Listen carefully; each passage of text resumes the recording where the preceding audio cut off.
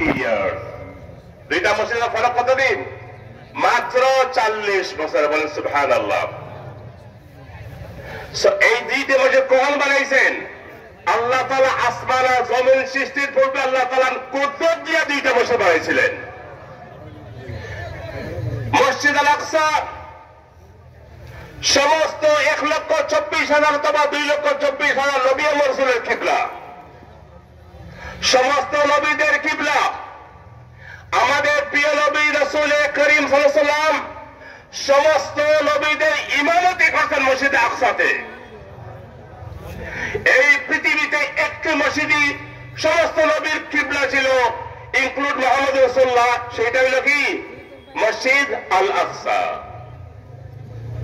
এবং পৃথিবীর মধ্যে একমাত্র স্থান যেখানে আল্লাহ তাআলা তার রহমত এবং বরকত দিয়া এই মসজিদ আল আকসা সমস্ত নবীদেরকে একত্রিত করেছেন।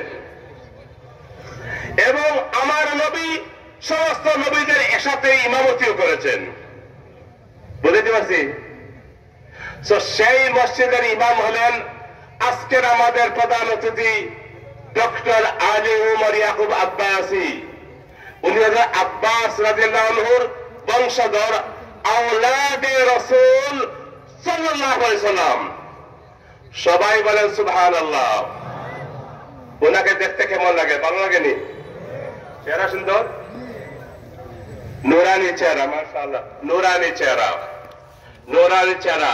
আল্লাহ তাআলা হাদিসে ফরমাইছেন, মান মাতা ফি মসজিদিল আকসা ওয়া দুফিনা ফিহা কাআন্নাহা মাতা ফিস সামা।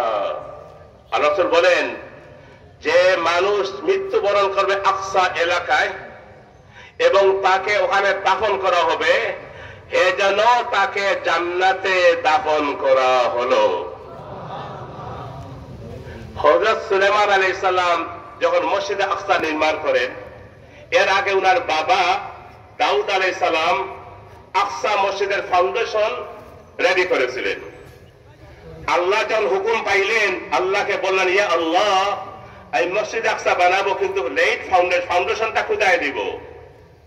আল্লাহ তাআলা বললেন, আমি একজন ফেরেশতা পাঠাইতেছি। ফেরেশতা সূর্যের সামনে দাঁড়িয়ে একটা তলোয়ার হাতে নিয়ে দাঁড়িয়ে থাকবে, আর এই তলোয়ারের ছায়াটা সূর্যের আলোর গতিতে যে এলাকায় এই তলোয়ারের ছায়া দেখবে, সেই স্থানের উপর আল আকসা মসজিদ তুমি নির্মাণ করো। কার আদেশে? আল্লাহর আদেশে। দাউদ আলাইহিস সালাম নির্মাণ শুরু করলেন। যখন হাফ ওয়াল হলো, ওনার ইন্তেকাল হয়ে গেল, তখন সুলাইমান আলাইহিস সালাম বয়স ছিল 19 বছর। উনি ওসিয়ত করলেন সুলাইমান আলাইহিস সালামকে, তুমি এই মসজিদের নির্মাণ শেষ করিও। সুলাইমান আলাইহিস সালাম যখন বাদশা হলেন ওনার বাবার পরে, তখন উনি সমস্ত জিন এবং দেহকে একত্রিত করে অর্ডার করলেন, পৃথিবীর যেখানে যে সমস্ত গোল্ড আছে, ডায়মন্ড আছে, স্টোন আছে, সব নিয়ে আসো। অন্যদিকে 7,000 মিস্ত্রি রেডি করলেন এবং 7,000 মিস্ত্রি নন স্টপ 7 বছর কাজ করে আল আকসা মসজিদ নির্মাণ করা হলো। ডিজাইনটা কিভাবে ছিল বলবো? একটা ইট ছিল হলুদ কালারের, একটা ইট ছিল গ্রিন কালারের, আর একটা ইট ছিল সাদা কালারের। এই 3 কালারের ইট দিয়ে তখনকার জমানার সবচেয়ে বিশ্ব শ্রেষ্ঠ মসজিদ এবং গড় নির্মাণ করলেন সুলাইমান আলাইহিস সালাম। প্রশ্ন আসলো, ইটটা জয়েন করবেন কিভাবে? তখন তো সিমেন্টের জমানা ছিল না। আল্লাহ তাআলা ইয়েমন থেকে একটা নহর জারি করলেন, তামার নহর।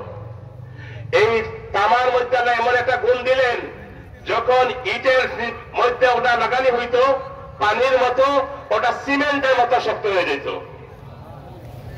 নির্মাণ শেষ, আকসা মসজিদ নির্মাণ শেষ, বিউটিফুল ডিজাইন করেছেন। উনি আল্লাহ শুকরিয়া আদায় করার জন্য সুলাইমান 12,500 উট জব করলেন। কত হাজার? বুঝলানি? 12,500 উট। 20,000 বকরি জব করলেন এবং সমস্ত আল কুদবাসীকে দাওয়াত করলেন। সমস্ত আল কুদবাসী এখানে যখন হইল, একত্রিত হইল মসজিদের ভিতরে, আল্লাহ তাআলা ওহী নাযিল করলেন সুলেমানের উপর। বললেন, হে সুলেমান, তুমি এত সুন্দর মসজিদ বানিয়েছো, আজকের দিনে তুমি যে দোয়া করবে সেই দোয়াটাই আমি কবুল করব। আপনারা সুবহানাল্লাহ বললে বোঝা যায় যে ওনাকে নিয়ে আমি চলে যাইব। বলতে বলছেন, জোরে বলেন না সুবহানাল্লাহ। সুলাইমান আলাইহিস সালামের সেই সুযোগ পেয়ে আল্লাহর কাছে 3টি দোয়া করেছিল। কয়টি? একটি দোয়ার কথা শুধু বলিয়া শেষ করব। উনি বললেন, ইয়া আল্লাহ, I will pray to you 3 dua. Allah, I beg to you 3 dua. আল্লাহ, আপনার কাছে 3টি দোয়া চাইতেছি। এর মাঝে যে দোয়াটি করলেন, হে আল্লাহ, I done my best effort in my life. আমার জীবনের সবচাইতে বেশি মেহনত মশাকত করেছি এই মসজিদের জন্য। আমার জীবনের কোন ত্রুটি রাখি নাই, সব কিছু দিয়ে আল্লাহ এই মসজিদ নির্মাণ করেছি। আল্লাহ, আপনার কাছে একটি দোয়া করতেছি, আল্লাহ, দুনিয়ার আনাচে কানাচে থেকে কিয়ামত পর্যন্ত যত পুরুষ বা মহিলা এই মসজিদে আসবে, আসিয়া 2 রাকাত নামাজ পড়বে, আল্লাহ, আমি আপনার কাছে করুণা ভিক্ষা চাইতেছি। তুই বলছো আমার দোয়া কবুল করে নিবে। হে আল্লাহ, যে 2 রাকাত নামাজ পড়বে তার বিনিময়ে তুমি তাদের জীবনের সব গুনাহ মাফ করে দিও। প্রত্যুত্তরে আল্লাহ বললেন, সুলেমান, তোমার দোয়া আমি আল্লাহ কবুল করে নিলাম। কিয়ামত পর্যন্ত যে সমস্ত পুরুষ মহিলা মসজিদে আকসাতে আসবে, 2 রাকাত নামাজ পড়বে, আমি তাদের জীবনের সব গুনাহ মাফ করে দিব।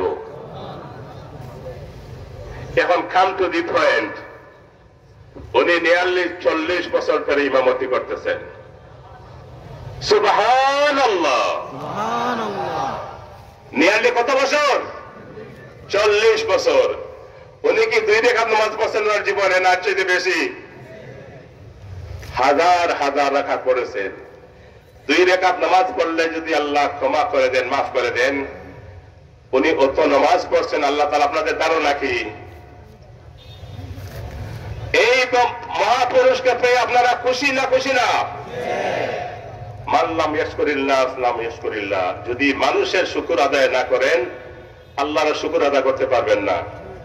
এবার এই মহাপুরুষকে আপনারা কিভাবে পাইছেন? খুব ইজি এন্ড চিপ, একদম সস্তা পেয়ে গেছেন। এর জন্য আজ থেকে 7 মাস আগ থেকে আপনাদের এলাকার কৃতি সন্তান মৌলানা আফজল সাহেব, চিনেন উনাকে? উনি আমাদের একসাথে আমরা লেখাপড়া করেছি, আমার জমাতেন, আমার জুনিয়র। উনি আমাকে বড় ভাই মনে করে, আমি ওনাকে ছোট ভাই মনে করি। এবং তার কারণে অনেক প্রোগ্রাম ক্যান্সেল হয়েছে, কিন্তু নাইকলতলা রোজাতুল উলুমের এই প্রোগ্রাম ক্যান্সেল হয় নাই। এবং I did my best in my ability to bring this share in this place. আমার সবচেয়ে করার ছিল, আমি করেছি এখানে নিয়ে আসার জন্য। অতএব শুধু আমার শুকর না, আসল শুকর আদায় করতে হবে কার? আল্লাহ। তারপরে কার? মৌলানা আফজলের। নতুবা এই সমস্ত এলাকায় আসাটা খুব কঠিন ছিল। আল্লাহ তাআলা সহজ করেছে। আপনারা জানেন মৌলানা আফজল উনি বেমারিও, ওনার জন্য দোয়া করেন যে আল্লাহ তাআলা ওনাকে সাহেতে কামেল আফিয়া আল্লাহ তাআলা দান করেন। আসসালামু আলাইকুম ওয়া রাহমাতুল্লাহি ওয়া বারাকাতুহু। সম্মানিত উপস্থিতি, এ পর্যায়ে আপনাদের সামনে শাহ আব্দুর রউফ রহমতুল্লাহি আলাইহি স্মৃতি বিজড়িত